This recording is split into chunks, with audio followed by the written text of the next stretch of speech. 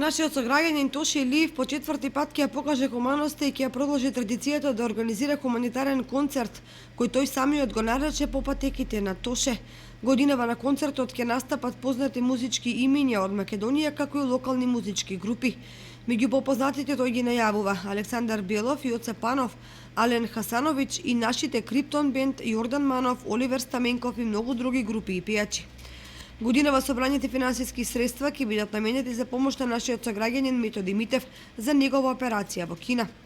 Концертот е подржан од општина Кочани, а во неговата организација се вклучени и младинските организации од двете средни училишта, младинската организација Авангарда и младинската организација Единство.